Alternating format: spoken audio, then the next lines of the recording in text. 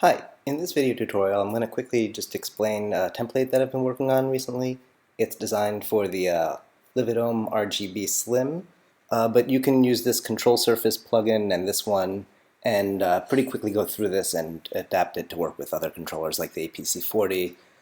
And so let me just quickly go through this. I've got basically two different identical sides to this controller. And there are three different source controls, and then there's a masking layer. And this is a little bit inspired by like a 4-deck mixer that you can have for a DJ setup.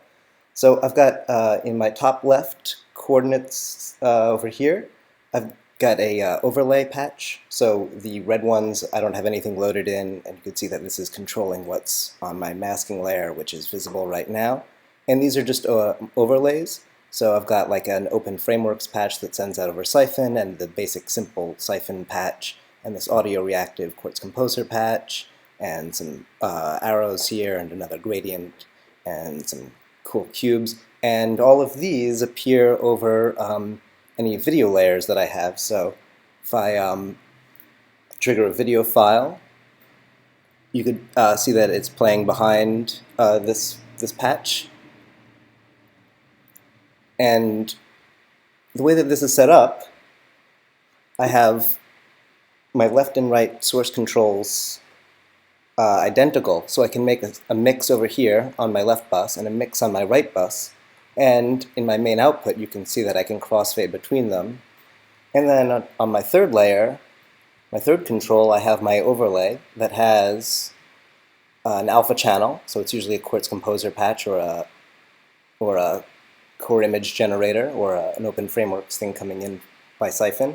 And then for my last layer, what I have is I use either a gradient or one of the incoming sources, so just anything black and white, and I can use that as a mask that gets applied over the entire layer. So, and you'll notice that as I move this slider up and down, my mask gets applied in two different ways. It goes through an inverted phase, so I can bring this one up all the way, and I can bring this one up part of the way on the other one. And now, if I have different mixes on each one of them, I can put my crossfader in the middle, and you can see in my mix preview now, I get just in the top and the bottom the mix on the right, and in the middle I get just the left mix. So that's some stuff that you can do with this pretty quickly. And all of the settings on this are for each of my layers are identical. So I'm just going to quickly show off what you can do with the left layer. So pretty simply, I just showed you what you can do with the mask. And in the top 8 sliders, or knobs rather, that I have up here, I just have controls that go directly onto each source layer directly. So the top ones are a motion blur, and then here I'll quickly switch this over to showing off just those lines. So you can see how this goes. If I can have a motion blur on it, which slows it down the rate at which it displays. And if I bring it all the way up, it gives it perfect freeze. And then the next knob down from there does in the middle, it gives me a mirror effect. And at the other side, it gives me a perfect flip. And like I said, this gives you, this is applied to all of the different individual layers. So if I have my movie playing, I can flip it from side to side, or I can do the mirror effect on it, and I can mix in another layer. And then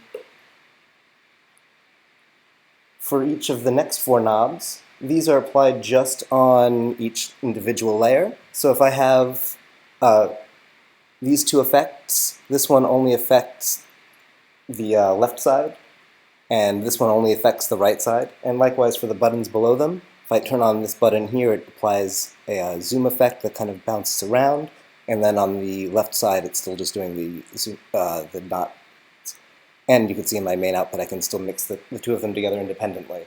And I can apply the dot to that as well. So that way I've got some effects that I can apply differently on each side, or I can apply some effects globally to each one.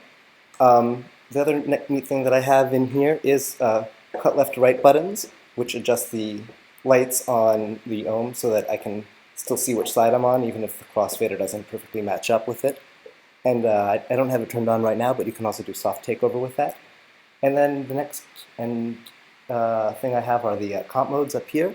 So if I have on my left side, if I fade over to there, you can see that right now I've got an additive mix, and then I could switch to a difference mix and an exclusion mix, and I can get slightly different output with each of those. And same thing again on the left side, I can switch between two different mix modes for my left and right, even though they're using the same set of clips, and I can crossfade between them pretty quickly, not so shabby. And finally, the last thing that I have is I have a button up here for switching things into audio reactive mode, and that you can just see makes, for a couple of the settings, it switches between the colors right now are audio reactive, but if I press the button back to regular mode, now they're just being driven by an LFO, and now they're back in audio reactive mode and it changes with my voice. So that's just a couple of things that you can do with this template. You should check it out for yourself and try it out.